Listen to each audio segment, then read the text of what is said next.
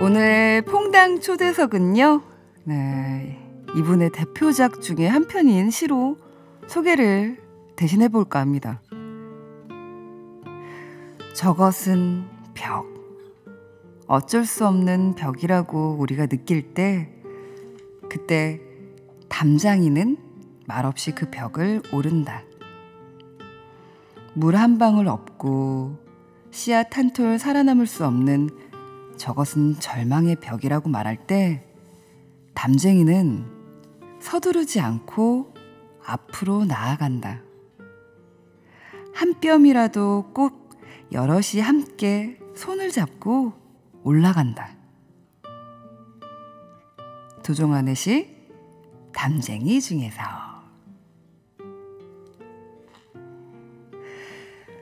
네, 안녕하세요. 도종환 시인님을 모셨습니다. 안녕하세요. 네, 안녕하세요. 반갑습니다. 반갑습니다. 우리 퐁당퐁당 청취자분들께 인사 좀 부탁드릴게요. 네, 여러분 겨울에도 아름답게 사세요. 아름다운 산은 겨울에 더 아름답습니다. 아름다운 산은 겨울에 더 아름답습니다. 시 중에 그런 시 있었는데, 그 산에 관련된, 산맥에 관련된 시. 네, 산맥과 파도라는 시에도 그 이야기를 능선이 험할수록 산은 더 아름답다라는 이야기를 한 적이 있어요. 네. 바위가 또 막 험하면 험할수록 파도가 더 아름답게 부서진다. 네. 그러고 보니까 산이 막 험하고 굴곡이 많이 지고 오르락내리락이 심할수록 멀리서 볼 땐 정말 아름다운 것 같아요. 그렇죠. 네. 노년기 지형에 이르러서 밋밋한 산은 아름답지 않아요.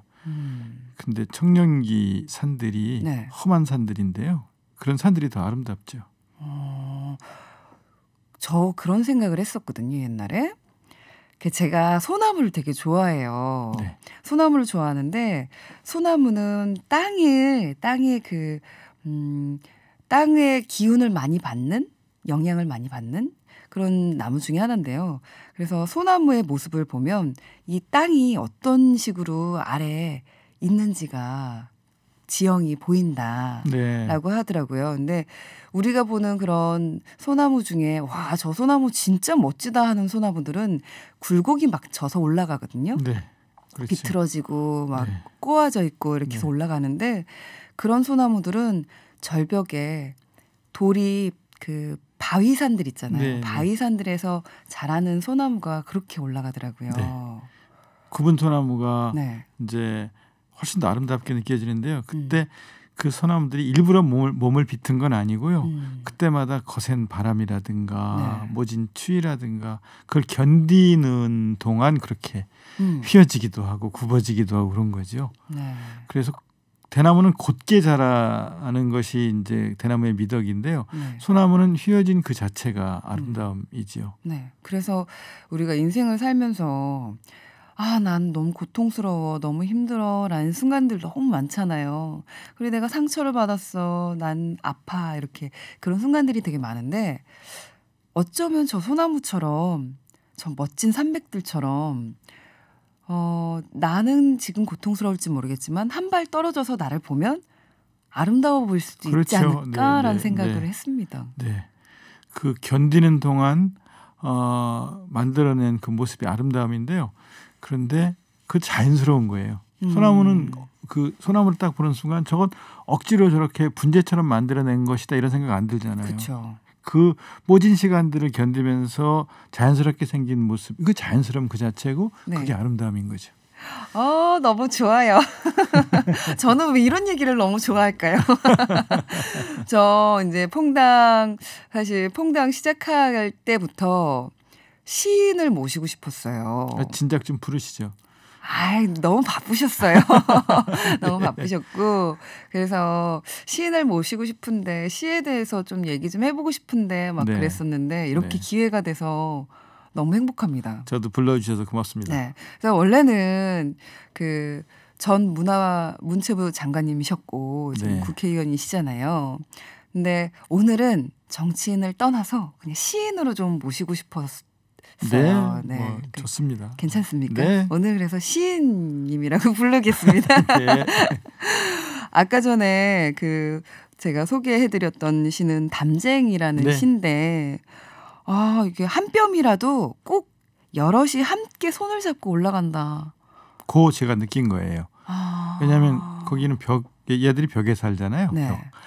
벽 이런 데 사는데 거기는 식물이 살아가는데 꼭 필요한 4가지 중에 절반 2가지가 없어요. 흙이 없고 네. 물이 없어요.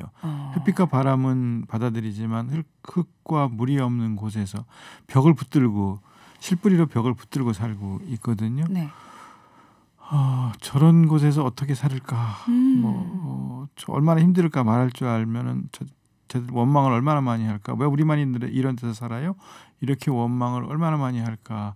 그 생각을 하면서 그 담쟁이들을 보고 있다가 이제 쓴 시죠.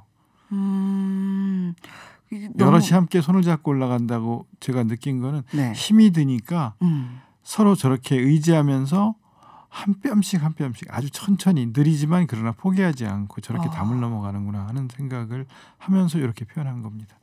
여기 악갱이님께서 대박, 제가 제일로 좋아하는 시예요 라고 해주셨습니다. 그리고 도종환 시인님, 선생님 시로 위안받고 살고 있는 빅팬입니다. 담쟁이 들으니까 또 울컥하네요 라고 해주셨고요. 인사가 아름답다고 시인님의 인사가 아름답다고 해주시고 많은 분들이 지금 막 인사를 나눠주고 계십니다. 네. 정말 이렇게 살다 보면 제가 오늘 그 시인을 모시고 싶었던 이유 중에 또 하나가 시가 많이 잊혀진 것 같아요. 그렇습니다. 네. 네. 저 학창 시절 때만 해도 친구들 중에 학교를 이렇게 그 운동장을 걸으면서 시를 외우기도 하고, 예. 그러니까 시험에서 그거를 맞추기 위해서 외우는 게 아니라 그냥 그걸 외우는 거죠. 그 시를 좋아해서. 그리고 그 시를 잘 수려하게 읊기 위해서 네. 막 시를 외우면서 걷는 친구도 봤고요. 네. 그리고 아주 좋은 학교를 다니셨네요.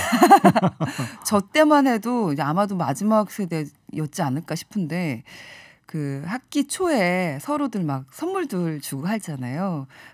시집 이런 거? 네. 그럼 서점 가서 시집 사가지고 친구들끼리 서로 나누기도 하고. 아이고 세상에. 네, 시집을 하나 누가 가지고 오면 돌려서 같이 보고, 읽어보고. 네. 이거 너무 좋다 뭐 이러면서 서로 나누기도 하고 이야기도 하고 그랬는데 지금은 그런 전경들이 다 사라진 것 같아요. 네. 그렇게 되면은요 정서적으로 똑똑한 사람이 돼요. 보통 똑똑하다 그러면 이제 인지적 지능이 높은 사람, 암기 잘하는 사람, 그래서 성적 잘 나오는 사람을 똑똑하다고 하잖아요. 시를 음미하면서 교정을 걷고 또 시집을 서로 선물하고 이런 마음으로 함께 성장하면은요 정서적으로 똑똑한 사람이 됩니다. 이거 굉장히 중요한 거예요. 정서적으로 똑똑한 사람. 정서적으로 똑똑하다는 뜻이 그러면 내 마음 속에 있는 내 마음을 잘 이해하고 남의 마음을 잘 이해하면서 서로 공감하고 그리고 소통할 줄 알고 그리고 연민의 마음을 가질 줄 알고 그러니까 떨어진 나뭇잎 하나에 대한 연민 그 연민이 지는 꽃에 대한 연민, 비 맞고 있는 강아지에 대한 연민, 사람에 대한 연민, 세상에 대한 연민 이렇게 연민을 가진 사람으로 성장하고 그리고 함께 살아간다는 것이 무엇인지 알고 그러면서 따뜻한 그런 세상을 함께 만들어가는 그런 사람들로 성장하거든요. 그런 사람들을 정서적으로 똑똑한 사람이라고 그래요. 인지적으로 지능은 높은데 정서적으로 똑똑하지 못해서 저밖에 모르는 사람으로 살아가는 그 공부 잘하는 사람 많거든요. 맞아요. 네. 많이 봤어요. 네. 정서가 풍부해지면 정말 그게 부자가 아닌가? 그렇죠. 라는 생각이 들어요. 그걸 심리학자들은 이제 EQ라고 그래요. 정서적으로 똑똑한 거를 이모셔널 코션트가 높다고 이렇게 말을 하는데 그 정서적으로 똑똑한 사람이 사회생활 훨씬 잘해요. 직장생활도 훨씬 잘하고요. 친구들 사이에서도 인기가 좋고 그렇죠. 그래서 함께 살아가는데 꼭 필요한 사람들로 성장하기 때문에 나중에 인지적 지능이 비슷할 때는 정서적 지능이 높은 사람이 훨씬 더 높은 성취를 이룬다는 것을 성취감이 훨씬 큰 거군요. 직장 생활에서도 확인하죠. 네. 그리고 또 시인을 꼭 모시고 싶었던 것 중에 하나가 이제 시가 많이 잊혀지면서 시인들이 설 곳들이 많이 없어지지 않았나라는 생각이 들어요. 근데 문학의 마지막 절정은 전 시라고 생각하거든요. 네. 왜냐하면 그 짧은 글 안에 삶도, 세상도, 사랑도, 희노애락을 다 담잖아요. 네. 그러려면 그거를 얼마나 그 시인은 그 구절을 만들기 위해서 이 마음을 계속 움직였을까. 그러니까 머리가 아니라 마음을 계속 움직였을까. 그 안에 우주를 담는 거잖아요. 그래서 그만큼 그 마음이 움직여지면서 고통스러울 수도 있고 힘들 수도 있는데 그것을 해내는 사람들이 시인인데 그리고 그 짧은 글 안에 모든 걸 담기 위해서 애쓰고 노력하는 사람들. 그래서 시인이 좀 행복했으면 좋겠다.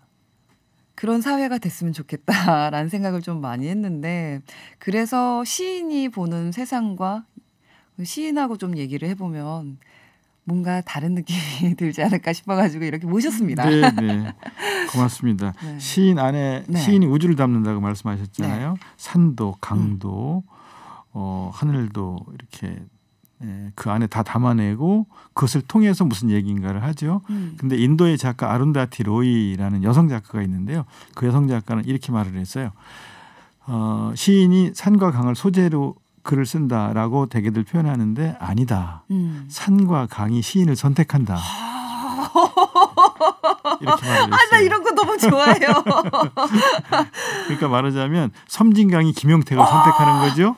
진달래꽃이 김소월을 선택하는 거예요. 저 사람이 내 마음을 제일 잘 표현해 줄 것 같아.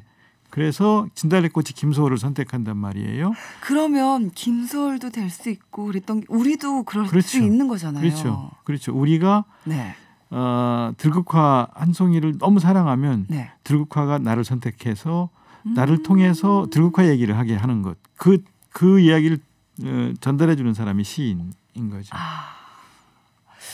오늘 행복합니다. 저는. 신청곡을 좀 부탁드렸는데 테오도라키스의 기차는 8시에 떠나네. 이 곡을 신청해 주셨어요. 예. 어떤 곡인가요? 60년대 그리스 작곡가 1925년생이니까 젊은 분들이 잘 기억을 못 하실지도 모르겠는데요. 60년대 그리스 저항운동의 상징인 작곡가예요. 그리고 이분이 그 히라빈 조르바, 그리스인 조르바라는 영화 음악을 작곡하기도 했고요. 페드라라든가 계엄령이라든가 이런 영화의 음악들을 만들었어요. 2차 세계대전이 일어났을 때 독일에 또 이탈리아에 저항했던 청년으로 저항운동을 시작해서 나중에는 이제 반체제 민주화 운동을 하면서 나중에 국회의원도 하고 그랬는데요.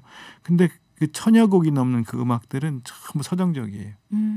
삶은 굉장히 치열했는데 그 기차는 8시에 떠나네 같은 음악들은 들어보시면 알겠지만은 아주 그 이별의 슬프고 아름다운 장면들을 그린 거거든요. 혁명에 동참하기 위해서 떠나는 연인을 보내면서 여기에 남아있는 한 여인에 대한 그 모습을 서정적으로 그렸는데 그런 것들이 오래오래 남아요. 그러니까 치열하게 살더라도 거칠게 표현하는 것이 아니라 치열하게 살면서 아름답고 슬프게 표현하는 것들이 오래오래 우리 가슴에 남는다는 것을 보여주는 노래 중에 하나가 기차는 8시에 떠나네. 그러고 보면은 노래의 가사도 시와 같다라는 느낌도 드네요. 그렇습니다. 이 노랫말도 저는 한편의 시라고 생각을 합니다. 네, 신청하신 곡 테오도라키스의 테오도라키스의 기차는 8시에 떠나네. 가사는 제가 모르겠는데요. 근데 정서가 느껴지네요. 그렇죠. 네. 되게 슬픈 이별의 장면인데 그 아픔과 슬픔을 아름답게 연주했고요. 또 그리고 노랫말도 그런 노랫말들이에요. 기차는 떠나고 나는 남고 그런 슬픈 역에서의 슬픈 이별의 장면을 담은 노래들이에요. 젊은 분들은 이 작곡가의 이름을 잘 모르실 네. 수도 있고요. 낯설게 느껴지실 텐데요. 예. 그 그리스 저항운동의 한 상징인 네. 그런 작곡가였다 이렇게 기억해 주시면 좋겠습니다. 우리 시 하나 읊어볼까요? 낭송? 네, 낭송. 네. 좋습니다. 제가 좋아하는 건데요. 흔들리며 피는 꽃. 네. 제가 앞에 낭송을 하면 뒤에 거를 해주시겠어요? 예, 그렇게 하죠. 네. 시인이랑 함께 시인이 쓴 시를 함께 낭송하고 싶었어요. 자, 하겠습니다. 흔들리며 피는 꽃. 흔들리지 않고 피는 꽃이 어디 있으랴. 이 세상 그 어떤 아름다운 꽃들도 다 흔들리면서 피었나니. 흔들리면서 줄기를 곧게 세웠나니. 흔들리지 않고 가는 사랑이 어디 있으랴. 젖지 않고 피는 꽃이 어디 있으랴. 이 세상 그 어떤 빛나는 꽃들도 다 젖으며 피었나니. 바람과 비에 젖으며 꽃잎 따뜻하게 피웠나니. 젖지 않고 가는 삶이 어디 있으랴. 네. 근데 시를 한 편을 이렇게 내 마음과 맞는 시를 만나면 위로를 받는 듯한 느낌이에요. 그래서 시가 가지고 있는 중요한 힘 중에 하나가 마음을 움직이는 힘인데요. 네. 그게 이제 마음을 움직인다는 것이 위로가 되기도 하고 용기를 주기도 하고 희망을 갖게 하기도 하고 그런 역할들을 시가 이제 하는 거죠. 네. 특히 이제 살면서 자꾸 마음이 딱딱해지고 메말라 가고 뭐 거칠어지고 뭐 이럴 때 그 메마르고 딱딱한 영혼에 물을 주는 일 뭐 이런 것도 시가 하는 일이지요. 네. 그래서 이 흔들리며 피는 꽃 같은 경우에는 어떻게 하다가 짓게 되셨어요? 꽃이 저를 선택해서 길가에 핀 금계국이라는 꽃이 지나가는 저를 선택해서 저한테 발걸음을 멈추게 하고 붙들고 무슨 말인가를 자꾸 하려고 해서 그 말에 귀를 기울이고 들어보다가 꽃이 흔들리지 않고 피는 꽃은 없어요라고 말을 하는 바람에 이 시를 쓰게 되었습니다. 우리 인생과도 같은 것 같아요. 도종환 시인님의 시들은 마음에 내리는 봄비 같아요. 김편선님께서 보내주셨고요. 벗 하나 있었으면 이란 시 읽고선 저도 모르게 눈물이 툭 났는데 가슴 깊은 곳을 파고드는 시들 감사합니다라고 해주셨습니다. 그리고 아름다운 정경은 사람을 선하게 한다. 풍경에 전신을 대하는 순간 짧은 탄성이 저절로 새어나오지 않으면 아름다움이 아니다. 탄성이 물무늬처럼 미소로 바뀌어 번져나가고 마음은 천천히 선한 빛깔로 물들게 된다. 아름다운 사람을 만났을 때도 그렇다.